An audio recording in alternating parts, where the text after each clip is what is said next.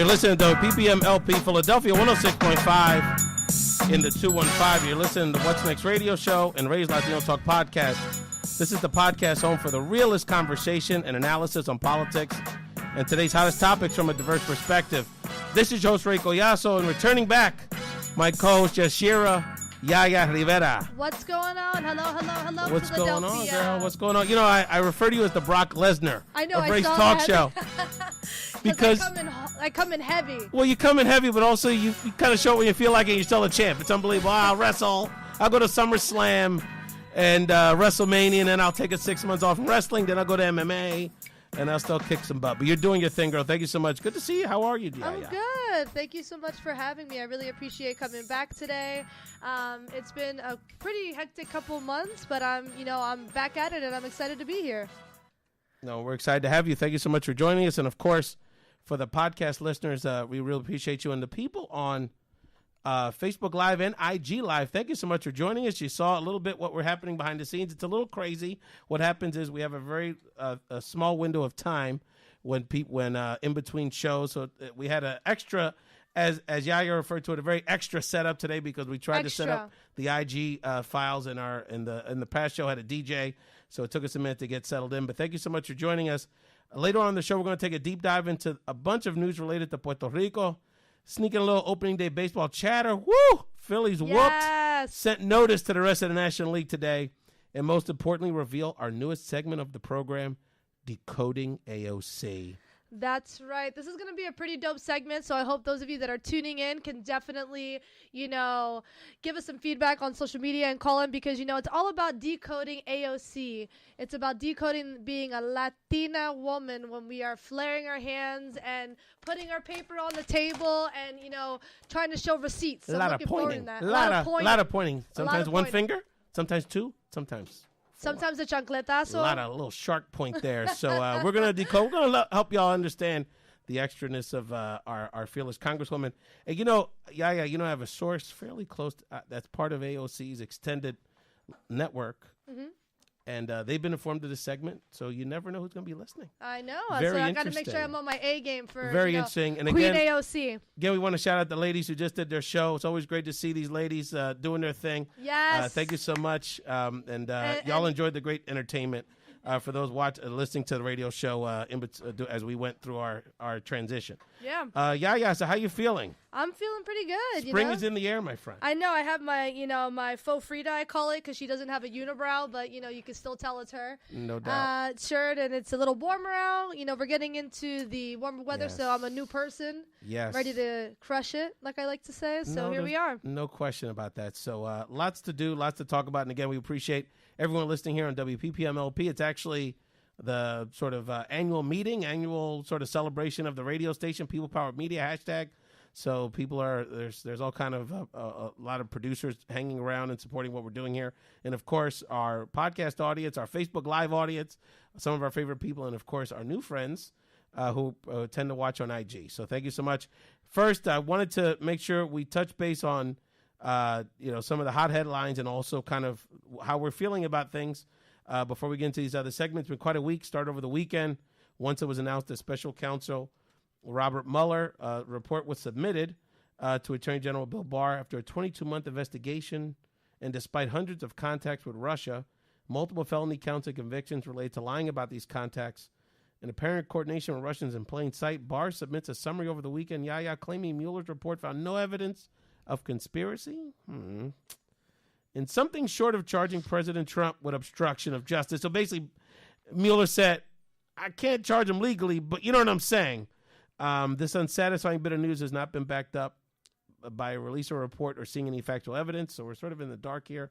Yaya, doesn't the lack of answers about our questions about these findings, some of which we already know are in plain sight, very questionable behavior in the report, make us less trusting of our system? Because that's really what we're anxiety about here. I mean, we're losing trust every day. It seems in our structure here in the country. No, for sure, because for those of you listening on here, this is again Yaya Rivera, and for sure, it's there's so many lack of trust in so many ways, because not only did it make absolutely no sense that after 22 months of investigation nothing came out, like as you just mentioned, there's literally things in plain sight. I mean, that's one. Secondly, you know, I was kind of concerned with it being released anyway because of this unfortunate, you know, lack of trust in media. Because it's like, who are you going to tune in to get, you know, the actual report? You know, is the report something that you can look on online or read it like, you know, a bill or in legislation where you can actually see what it is on paper? And it was just like, when I briefly read over it, you know, of course I prepared for the show. I'm like, nothing? Like nothing? Well, not nothing, right? But the problem is that Barr's interpretation, we don't trust not because of what may end up ultimately being in the findings, but because it's clear that he was sort of the handpicked choice of this president, because he had basically written a job application, a 20-page memo that basically said, I don't trust this process. That's right. And, you know, it's almost like a backwards DJ Khaled. It's like you want somebody to like promote you and be good for you. Is that a skinny DJ Khaled? What's a backwards DJ Khaled? No, kind of like, you know, it's almost like for me personally, it's like a conflict of interest in a way, because, you know, it's almost like you going into an interview for me and like doing a prerequisite, like, yeah, you should hire her and this is why, you know, and that's like a positive way to do it. But in this regard, it's just so discrediting on so many levels from the beginning, because he was handpicked by somebody. Of course you want somebody in your corner that's going to defend you or say they can't find anything. So it's very discouraging to see how it kind of panned out. No, and the thing is, it's you know, the evil genius of this guy, because it's not only eroding trust in our politics, it's eroding trust in our media, which is just as concerning. And then it's also eroding trust like in our personal relationships, because, and this is such and you know, of course we're doing this on IG and Facebook, but the power of social media, right? But then you know, it's so cyclical. So like you'll have a friend that or someone on Facebook that will state something that we believe is factually incorrect. Mm-hmm. And if anything, maybe if there's no truth in it, but very outrageous or very like, not being equitable. So, you know, maybe one minor misquote people are trying to equate to some evil thing that Trump's doing or this administration or conservatives. And then there's all this false equivalency. And then we get in, and then we don't trust. Then we get into this fight with each other. And then that's like building more discontent among family and friends. And no, for sure. You know, so I mean, it's a lot of disconnect with everyone who's involved, because at this point, it doesn't matter if it's from a government level, a media level, a scientific level, a medical level. Like, everyone is being completely discredited. And it's becoming very dangerous, because it's becoming dangerous, as you can see, in our government. It's becoming dangerous with medicine, with science. It's like, you know, when I hear people argue, like, this is wrong because this president said it, it's like, no, but he's not a scientist, or like, he's not a medical doctor, so... He doesn't know what he's talking about anything. No, not even really like doesn't. Real estate, not even construction, you know, so there's no credibility there. So where do we think we go politically now? Like, what are you feeling? There's a couple schools of thoughts on this. So the first one is that, you know, Democrats just sort of drop it and focus on health care, which but what do you think they should do on that. Well, that's what I'm laying out is, I mean, the reality is we're going to have to do both, because at the end of the day, on the election of November 2020 is not going to hinge on the findings of this report. I think that's pretty clear. Even when many unethical / illegal things have come out, people have been convicted, people have been put away already. You know, it's not penetrating the vast majority of Americans. People don't understand it. People don't get it. And the people that are down with Trump are going to be down with him regardless, because they know, obviously, you know, it's a cult at this point. It really is beyond sort of logical understanding.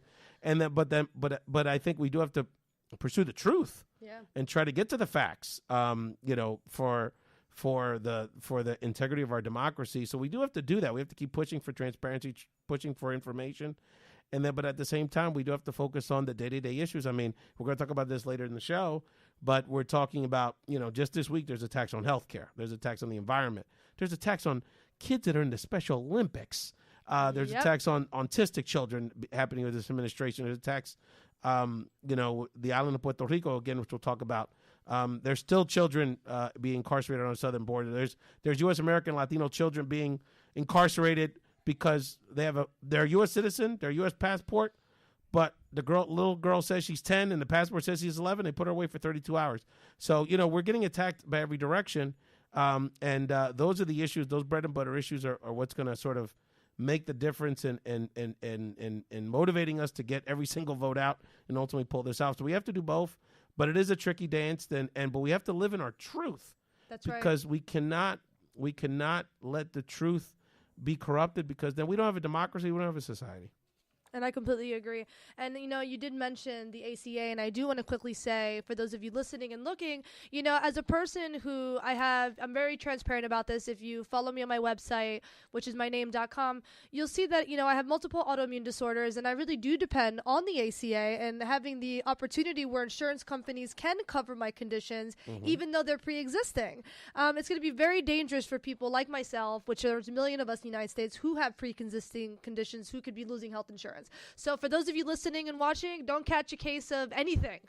That's right. Don't catch a case of anything. That's right. So, and for people that didn't see it, this week the Trump administration, his Department of Justice, announced that they support a federal case to overturn the Affordable Care Act in its entirety, which includes pre-existing conditions, which includes 15 million people that now have access to health care through Medicaid, 15 million more people through the exchanges. And even if you take everything else aside, if we're talking about this pre-existing condition situation, and it's something, I mean, as you said very eloquently on the show, basically being a woman in this country is a pre-existing condition. But even more extreme, just thinking about the people in our lives, and unfortunately, so many of us have too many of these folks in our lives that that have cancer or have a serious medical condition. And I think about, I mean, if nothing else will motivate you to do the work that we do in activism and just get more involved and take another step, again, even if you're not a political nerd, but you just have a voice. Some of us didn't have a choice to get involved. Our friends, and I think about my cousin in the Bronx, and we're going to talk about the Bronx later, Vanessa. She didn't have a choice. She had colorectal cancer in her 20s, and she's kicked cancer in the butt 3 times in her life, and she didn't have a choice to be an activist. And just thinking about our other friends that, either have children with severe autism, severe disabilities. There was a woman on TV, and I wanted to cry because she was like, because of her child's condition, like a pneumonia could kill him, right. Fever could kill him. And, he's basically living on a thread with this, with the pre-existing conditions being on the chopping block. So, and, this situation with the Education Secretary, Betsy DeVos, who's such a terrible actor, she comes out with a proposed budget recently, and she's been hammered all over the media for it to zero out funding for autistic children, special education programs, and, of course, Special Olympics. I mean, again, how do we, in the face of this, how do we focus? Because we're emotional people, we're passionate people about these things. We care about these children. We care about these children. But how do we sort of work through that to continue to push truth to help people understand it and build more trust in this process? Thank you, Ray, for asking that question, because a lot of people always, like, through my activism and through the work that I do in the community, a lot of people reach out to me and ask me that question, like, Yashira, how do you keep going? Like, how do you keep going? And honestly, this is, my advice through personal experience. 1, make sure that you are being educated and that you're seeking your sources in the right place before you get your panties in a bunch, per se. Because too often people are like, oh my God, did you see this new bill that was passed? And I look it up and I'm like, it's inaccurate, it's not real, and just surround yourself around people who remind you of your greatness when you forget, and remind yourself that you're not the only person going through it, that there's millions of people who feel the same way, and kind of build a community around it. That's right. And don't let anyone in this process, whether it's a clown on social media, your crazy cousin who you love, but they're in a place which you can't identify yet. Keep it real. But don't let anyone take your truth and take your spirit, because, we have to live in gratefulness. The people that were on that Pettus Bridge in the Civil Rights Movement, and our ancestors that cut sugarcane to put meager resources on the table in the campo in Puerto Rico, they didn't have these luxuries that we live in. Right. And think about the void so many of us just to get to this country. So we have to do it for our ancestors who sacrificed to get us to this point, and for our brothers and sisters that have pre-existing conditions or who are in a much more vulnerable place, like people who are watching this on Facebook Live and Instagram and listening to this on WPPM LP and listening to Raise Latino Talk podcast. We come back. Our newest public service, Decoding AOC.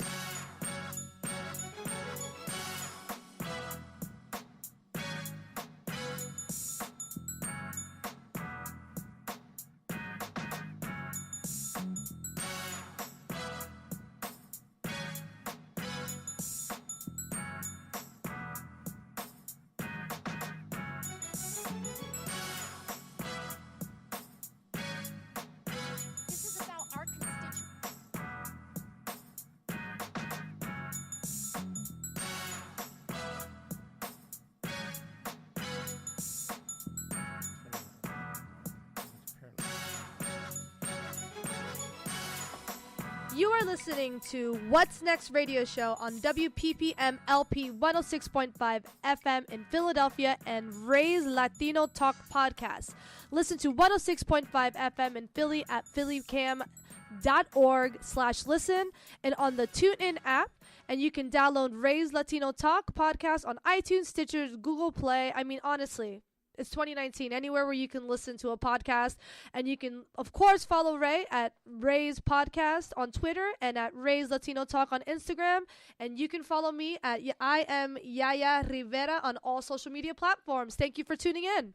Thank you so much, Yaya. And I wanted to briefly let people know, support the movement here at Ray's Latino Talk podcast. Yaya, what's your social media handles? Let people know how to keep this conversation going with you. No, for sure. It is @ I am Yaya, Yaya Rivera, Rivera on all social media platforms. Yes, and again, keep the conversation going with us on IG, as you can see, at Ray's Latino Talk, on Twitter at Ray's Podcast, and you can email us, podcastrays@gmail.com. That's podcastrays@gmail.com. For my barrio of North Philadelphia, I wanted to let our local folks know, and of course everyone listening and watching, this episode is dedicated to the memory of Doña Petra Vasquez. Doña Petra was one of the, you grew up in a neighborhood and you have titis that are not blood related to you. But they're still titis. They're women in the community. They're mothers of your friends, their neighbors that take care of you. I have wonderful memories of this woman. Her daughter, Annie, was a friend of mine from kindergarten, I think. And Chrissy Vega, who's a frequent contributor to our show and we support here, was her goddaughter. So it's really family to our community here. So I just wanted to pass along for our community here, Annie, Chrissy, and the Vasquez family. Yo la bendiga, Doña Petra. She was a special lady. Yaya, you have a special announcement about this new segment. This is so exciting. Yes, that's right. It's not just a special, it's a PSA, so that we're clear. Yeah, so Decoding AOC, for sure. And it's definitely analyzing her most recent speech. For those of you who haven't seen it or listened to it, it's about, it's the Green Act that she was trying to pass and her point of view on it. And what was most beautiful about this segment, Ray sent it to me so we could talk about it. And I had just finished putting it all souped up on my TV and my Bose system so I can watch it for the second time. So it's definitely important that we're covering this. Yeah, this is very exciting. So this is breaking new ground because we have access to some more technological tools here at Ray's Latino Talk podcast and the What's Next radio show here at WPPM. We've got it set up so that we're actually going to play snippets of her speech. And so this is what we're going to do. So we're going to play snippets of really her latest opus, her latest clapback, AOC's clapback. And so we're going to pause it. So what we're going to do is we're going to decode. So we're going to translate for some of y'all that don't speak Bronx Puerto Rican fierce woman, that may not quite understand all the nuances of this epic rant that she had. So yes, that involves fingers. That's why my podcast listeners, you got to watch the full experience on Facebook Live and IG Live now, because there's also a visual component to this, because it's not just about talking it. So, and as we were talking about earlier, there's Latina, there's Puerto Rican, there's people like Yaya from the diaspora from Lebanon, PA, Pennsylvania. It's a milder version of this sauce, of this salsa. And there's even New Yorkers. And then there's the Bronx Ricans, like my titis Millie and Olfi and Yo la bendiga, de Cansa en Paz Yoli, who are AOC is challenging as a fiebre. So we're going to play clips, and then we're going to give you analysis. We're going to decode the real breakdown here on AOC. So we're going to start this clip right now. My peoples. This is exciting. I love this. Hold on. In all of our lives, Iowa, Nebraska, broad swaths of the Midwest are drowning right now, underwater.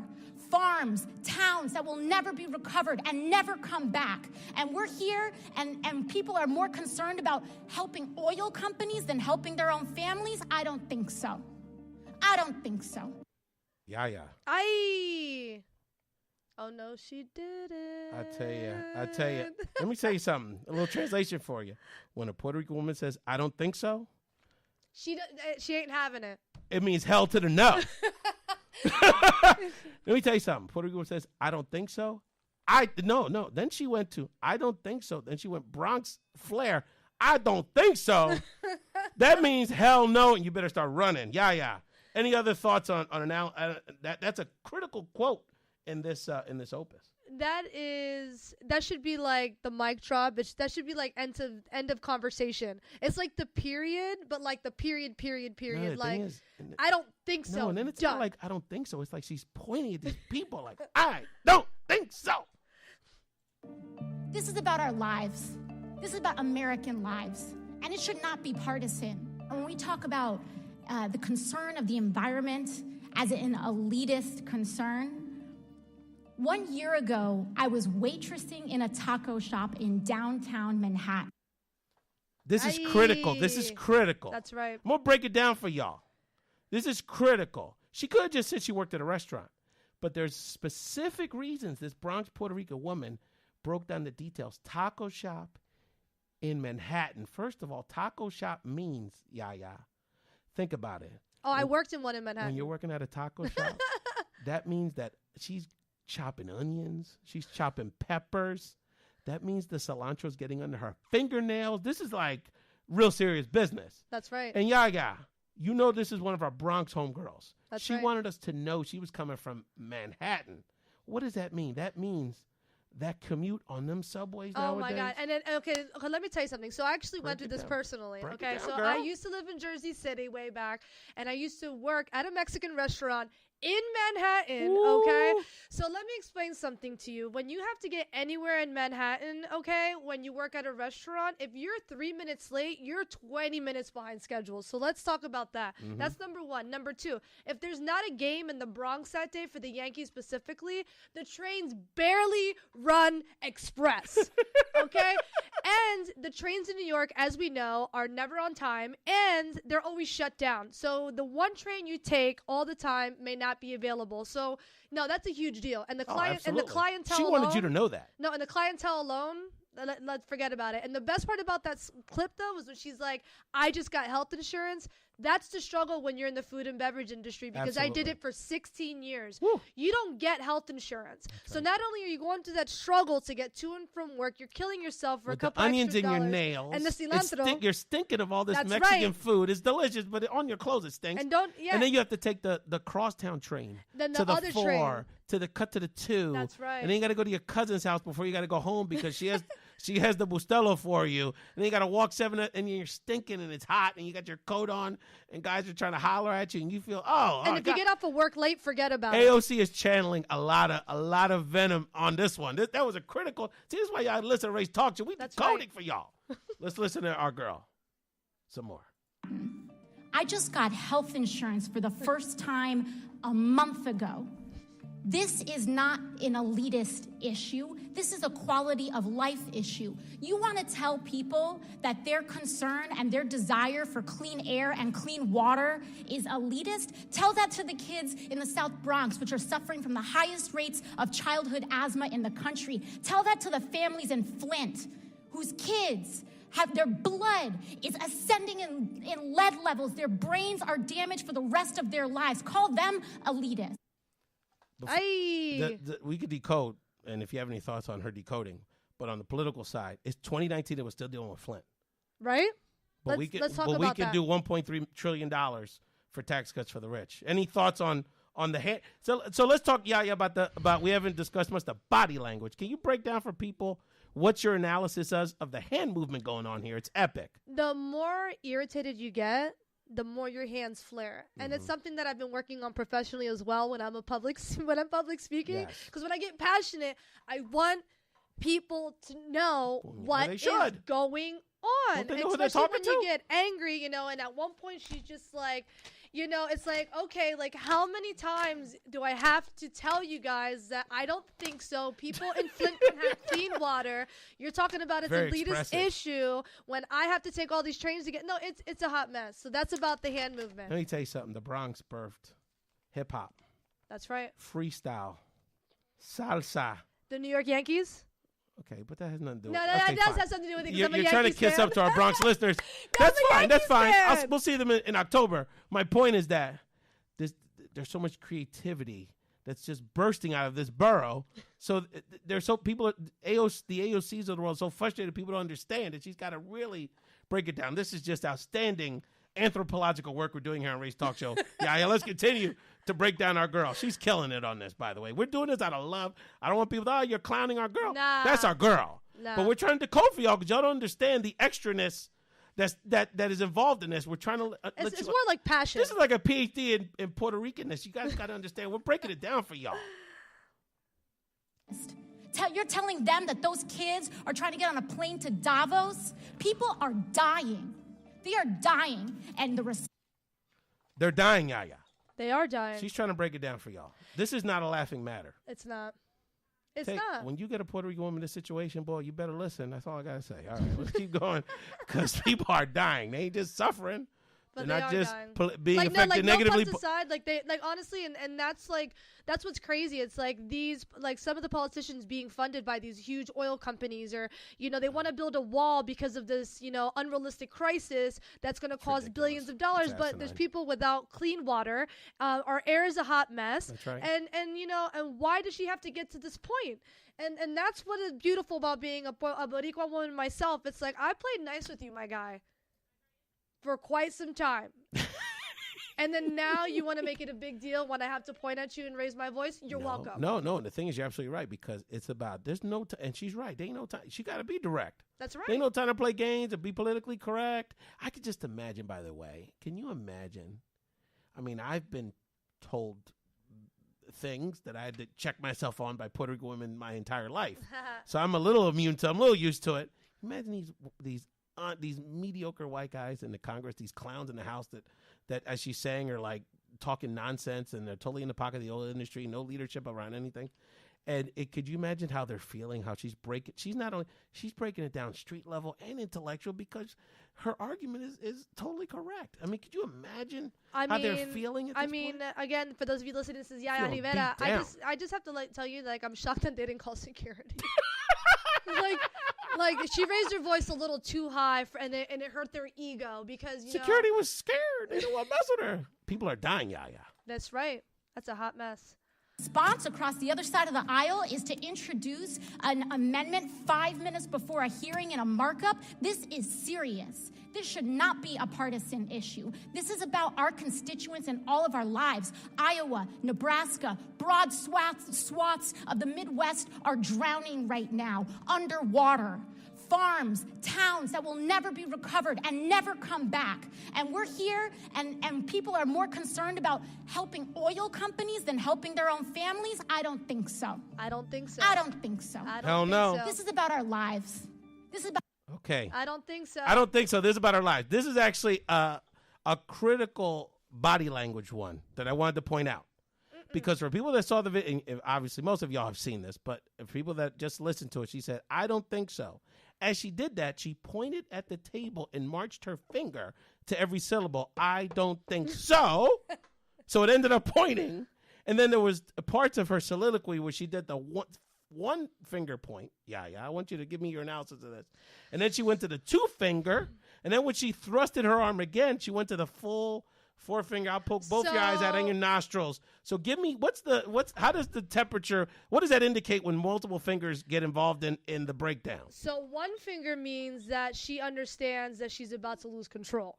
Nice. 2 fingers, she's kind of like wheeling it back in. 4th finger is, this is because your whole life, my parents always said, pero chira nunca hace eso, never point. So that's why we get into this thing where you use the whole fist thing. So I feel that's her way of regaining power. That's what I'm saying. Nice. I'm sticking to it. No, but that brought back a lot of memories, my titi. So when my parents would drop me off in the summer in the Bronx. Now I'm Philly Rican, so I'm not trying to perpetrate. I'm from the Bronx, but I used to get dropped off, and all my people watching. My titis were from Parkchester, St. Raymond's Ave, Castle Hill. We know what we're talking about, right? So they would drop, and then they would take me to the Puerto Rican Riviera. Do you know what the Puerto Rican Riviera is, Yaya? See, that's what happens. See, I know you're Puerto Rican, but you're from the campo in both places. You're from the campo in Puerto Rico. You never. So I know my Bronx Ricans know. So the Puerto Rican Riviera is Orchard Beach, which is, let me give you the equivalent you would understand. So if Puerto Ricans one day just put a bunch of sand on the Delaware River and just started swimming there as if it was a beach, It would be Orchard Beach. We have one of those in Central PA. It's called. Every Puerto Rican hood makes one up. Little Puerto Rico It's and called Philly. Peace Rock. It's like a river that you're not supposed to swim in. There's a Peace Rock in every Puerto Rican hood. If there's water, we're a creek. We're having a barbecue. We're pretending it's a playa, right? So they take me to Orchard Beach, and when they started doing that point march, boy, I tried to duck because that was serious business. So you gotta pick up on these signs. This is like we're giving y'all a PhD on Bronx anthropology. This is fantastic. About American lives, and it should not be partisan. Science should not be partisan. That's right. We are facing a national crisis, and if we do not ascend to that crisis, if we do not ascend to the levels in which we were threatened at the Great Depression, when we were threatened in World War II, if we do not ascend to those levels, if we tell the American public that we are more willing to invest and bail out big banks than we are willing to invest in our farmers and our urban families, then I don't know what we're here doing. I don't know what we're here doing. So, Ray, she first of all, she name dropped. She gave everyone so many different examples on so many levels to why she's there.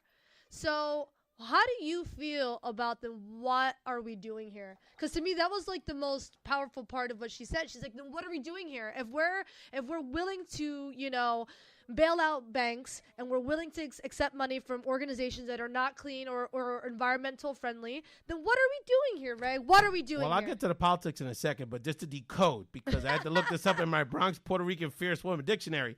So when a Puerto Rican woman says, I don't know what we're doing here, that really means you won't be here much longer if you don't listen to me. So that's clearly what I interpreted from that, because I remember being in Orchard Beach and running the streets in Parkchester and not listening to my titis, and they would say, well, what are we doing here? And I knew what that meant. But to the point, AOC is absolutely right. Look, she is. And she said she had a similar soliloquy, which one day we'll break down for y'all here in our anthropology class. And she's basically, what she's saying is that if we don't, and the longer clip she thinks about this, and look, it's not my fault y'all didn't do nothing about this for 30 years. That's right. So now we're going to have to do drastic things that are going to cost some money. But if we don't, it's going to cost us our lives and much more financially on the back end. So it's y'all choice. And the bottom line is she's right. If we don't do substantive things, then what's the point of this endeavor? Sitting here and doing mild stuff. And that really is what obviously the obvious backdrop is Trump. How are we going to get rid of this guy next year? But the real issue is, and she's spoken about this beyond just the presidency, are we going to do this for real? Are we going to really work to change some of the fundamental things that have to change for our country to block it in the economy and climate change? Or are we just going to kind of do a political, song and dance and play checkers in politics because we really need to play chess? That's right. And that's a really good question. I mean, I love how you just said that, because people really need to think about that when you look at the ballot next year, because this is a crisis. And it's going to negatively affect every single human in the world right now, and those coming up right after us. So stop the shenanigans. Thank you, AOC. We're going to keep pumping you up, girl. That's you know right. We love you. # Woman Crush Wednesday for life. No doubt about it. And and for our Bronx people, I hope y'all appreciate that. We love the feedback, and we're going to keep talking. When we come back, we're going to talk Puerto Rico on a Race Talk Show.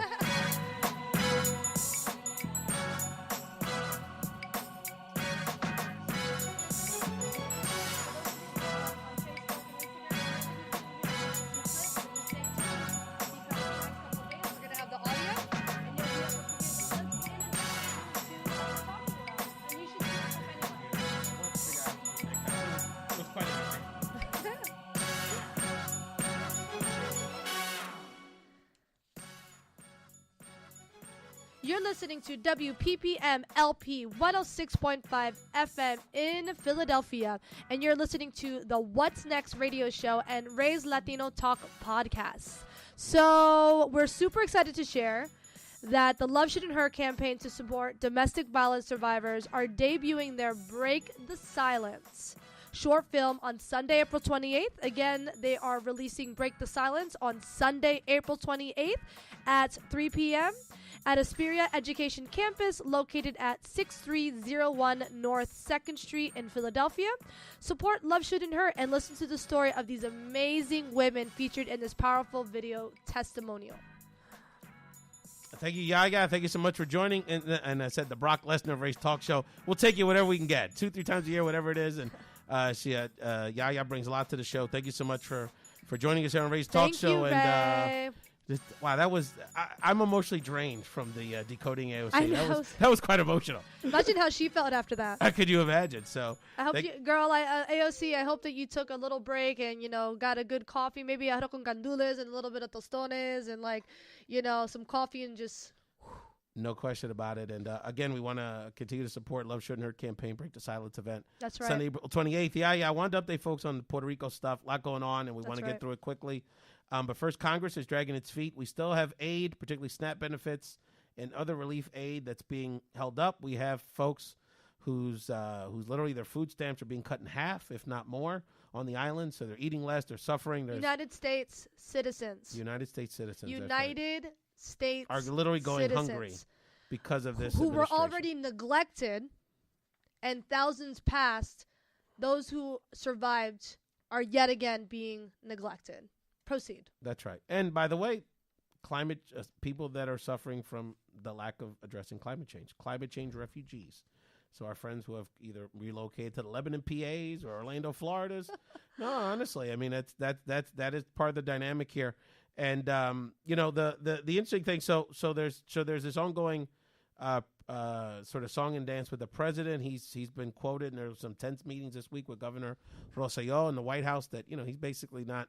He's really not giving us any more aid for the island.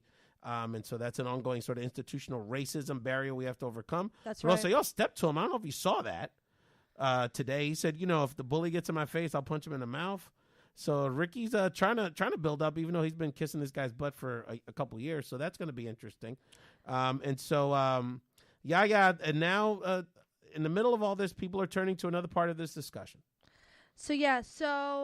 Puerto Rico, I just want to say from a personal level, it really breaks my heart. It's very hard for me to even do work in the community to help Puerto Rico because I'm not even emotionally prepared. Seeing what's happening to my brothers and sisters on the islands, for those of you that have relocated to Philadelphia, because there's been hundreds. Oh, absolutely. Just know that there's still people out here that care and love you and that you deserve the services that you're not getting, and don't let anyone tell you different.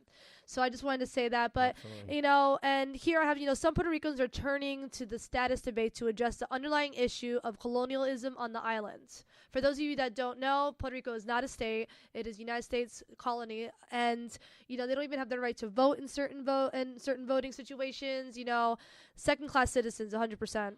And, statehood would grant the island federal representation of 5 senators and members of Congress if, for some reason, Congressman Darren Soto and Governor Rosselló introduced the 2019 Puerto Rican Administration Act, which is a bill that would grant Puerto Rico statehood. So what do you think, Ray? Well, we have to discuss this on sort of 2 levels. So I think that, well, let me put this on the table since you talked about putting it on the table. So, and we're going to talk about Puerto Rico 80,000 times over the next decade on the show. So I just want people to know where I'm coming from, okay? De corazón yo soy independentista, 100%. That's right. Okay? Yeah, because I fundamentally believe, and this comes from being essentially a refugee of colonialism, because I didn't have the blessing of growing up on the island because of the economic and cultural factors of U.S. colonialism that made many of us flee. And if people say, well, 2/3 of us have already been separated from the island, and that's very real to me and very emotional. And I grew up on my mom's side. We have a huge family on the island. My dad's people are pretty much Bronx folks and New Yorkers, but we have a few. And then I have 27 cousins that grew up on the island. Me and my 2 brothers grew up here, and so I get emotional about it because there's so much love and memories. I mean, we were cool on Facebook and we see each other on vacation once a year, but I was denied being with my primos all those decades, and so it's very personal for me. That being said, I want to give you all some analysis from a pure political perspective, devoid of my personal opinion, flavored by it, right? So, look, at the end of the day, I think there's 2 things. When it comes to the status question, we have to put all the ideas on the table. All of them. So there was a lot of, and look, I was with Congressman. I posted a picture with Congressman Soto yesterday because I was with him at a dinner Tuesday night. That's right. You were He's like, a good guy. hey. That's my man with Ambassador Maricamena Ponte, the first Puerto Rican woman to ever be a U.S. ambassador. Darren Soto is a good guy. He represents us well in Central Florida, good Democrat. I wouldn't say a flaming progressive, but a good guy. We all get along with him. We collaborate on a ton of things. He thanked me for the work we've done to register people to vote, engage the Latino Puerto Rican community in Central Florida. So that being said, what people are upset about is, first of all, it's polarizing. So even if it's a 50-50 if you know where you go, right? But people are upset because a lot of the more progressive-oriented Puerto Rican activists in Central Florida, he didn't give us a heads up. And so that's a concern. So that's sort of some political insight, kind of particularly for the Florida, Puerto Rican, Latino community. But broadly speaking, we have to put our ideas on the table. So if this statehood option is something that's going to be debated in Congress, I mean, so be it. Let's discuss it, right? But at the same time, if we have more progressive options, Mayor San Juan and now gubernatorial candidate for the island, Carmen Yulín, has discussed her platform around a hybrid model where we would, essentially remain dual citizens as we sort of transition into an independent nation. I think we need to put some meat on those bones and put it on the table. And let's get another member of Congress to put that on the table to discuss, because we all know none of it's going to get passed anytime soon. But in the same way we need to put on the table to get rid of the Jones Act, in the same way we have to put on the table to get rid of this Promesa board, we have to push our members of Congress and our federal officials and our presidential candidates to start talking about what we have to do. So while some of us, particularly on the progressive end, that are U.S.-based, frankly, I don't think that's the overriding sentiment on the island, which is basically a leaning statehood electorate down there on the island, and we have to be honest about that at this point, for all the wrong reasons, but it is what it is, that we have to pursue. I think in a weird way it's a blessing, because it's going to force all of us across the spectrum to put our ideas on paper and put them in the public forum. No, for sure. And, the one thing that resonated with me most with what you just said is about the power of voting and making sure, people vote. And you, through your work, thank you for what you do for allowing people to register to vote, because I want the listeners to know, again, this is Yaya Rivera, that recently in my hometown of Lebanon, I went there and my father had pulled me aside to speak to some fellow Puerto Ricans who just came or, migrated to central PA from Puerto Rico after the hurricane. And they had no clue that they could do a change of address. Oh, to register to vote register to vote here. Because they're U.S. citizens. Because once they're here 30 days, they're state resident. No, that's right. And they had no clue. And they told me that when they went to register so they're able to vote here, the person there told them that they couldn't. Institutional racism. This is the kind of stuff we're dealing honestly, with.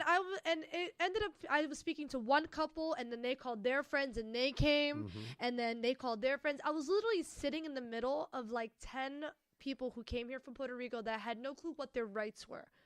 You know how that boils my blood?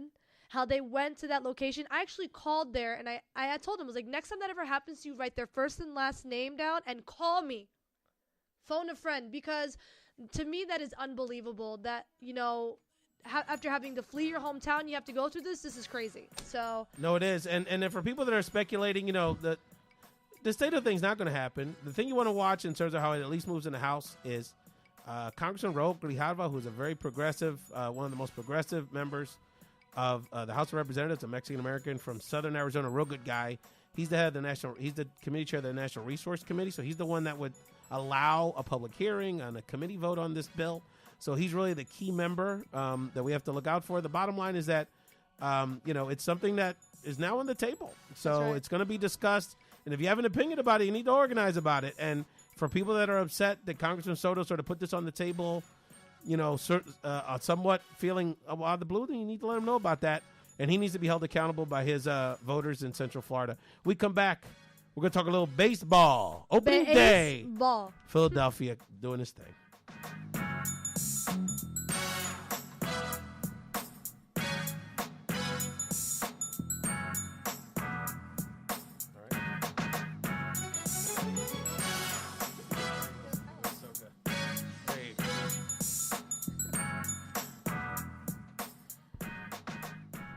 You're listening to WPPM LP 106.5 FM in Philadelphia, and you are listening to What's Next radio show and Raise Latino Talk. Excited to announce the new photo exhibit, which is called Chasing Freedom, Migrant Caravan Portraits, artist Ada Trillo. Why is it that every time a name comes up like this, I struggle like I can't read it? I have no idea. Artist Ada Trillo submerges herself into life along the border between Mexico and the United States to create portraits of the caravan of the South and Central American refugees. This exhibit is debuting on April 5th. Again, Chasing Freedom Migrant Caravan Portraits is exhibiting and debuts on April 5th at 4 p.m. at the University of the Arts, which is on Jersman Hall main lobby. Again, Jersman Hall main lobby, 401 South Broad Street here in the city of brotherly love, and it runs until April 25th. So, I mean, support it. And check out Chasing Freedom exhibit at the UArts. No question about it. We want to thank a great friend to the show, AJ Beach, who brought this show to our attention. And, of course, Ada Trio is very well known locally. And we're trying to negotiate with Ada and AJ to come on the show next week. So that'd be amazing. That would be really good. A lot to discuss. AJ is very well known in locally with her activism around supporting victims of violence. And so she does a lot for our community in a lot of ways, and she's part of our family here. But, Yaya, we're really excited because it's always a great day to be on the show. The last time we're going to be on during Women's History Month. Wonderful time. Never too early for Christmas. You probably still have your decorations up. No, this is my Christmas, so that we're clear. Absolutely, because it is opening day in baseball. The Phillies are relevant after many years in the doldrums. Yaya, this is an exciting day. It is an exciting day. For those of you listening, again, this is Yaya Rivera, and those of you watching. But yes, unfortunately, I live in Philly now, but because of my story earlier, for those of you listening, I lived in New York. I'm a diehard Yankees fan. My wedding band is going to be Yankees blue and white. We're painting our shutters Yankees blue. So yeah, no, nice. It's a huge day. But I am happy to see what the Phillies are doing. By getting big name players. Kind of building up their farm system.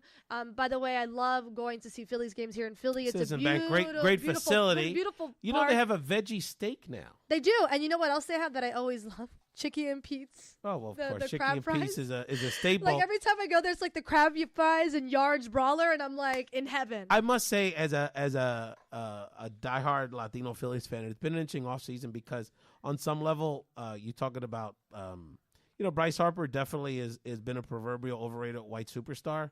But on this, in terms of the hype level, he's been worth every penny, at least this year. We'll see about the other 13. So I've been mixed emotions, but the guy is a talented guy. He's overrated he's one of the best. In terms of what he's done, but he has a lot of potential to do even more. And he's had a great attitude. He's brought a lot of excitement to that building. But what was interesting was that, he was fine today. He walked a few times. They were basically sort of scared to pitch to him today. But basically, sort of the homegrown star like Reese Hoskins hit a grand slam, and Maikel Franco, sort of one of the forgotten Latino players who was a hot prospect a few years ago, hit a big home run. Andrew Metuchen, remember this name? Andrew Metuchen is 3-4 years ago was one of the best players in the league. He's gotten a little older, but this guy not only is clutch, he hit a home run on the first swing of the year for the Phillies today. But the guy brings a lot of spirit. He's a great role model. Was great with the kids. Because he played with the Pirates. He played with the Pirates, which is the team of who? Mr. Roberto Clemente That's right. himself. That's right. So yeah, they need to retire his number 2. So I know they need to retire. Why is it not even retired yet? Well, it is in Pittsburgh, but not in the league. There's a movement, and our friend from the Bronx, Bob One, is leading it to get it retired with every major league team. The only one that they've done that was Jackie Robinson. And that would be very appropriate. Those two men are always being linked historically. Yaya, what else is on your mind here? Is wrap up this edition of Race Talk Show. What's on my mind? I just want those who are listening, just continue to speak your truth. And Ray, thank you for having me. Thank you so much. Keep listening to the podcast. Download, subscribe anytime. You can download Race Talk Show, iTunes, Stitcher, anywhere. Continue to support WPPM-LP Philadelphia, 106.5 FM, people-powered media. And thank you all so much for joining us. Peace. Thank you.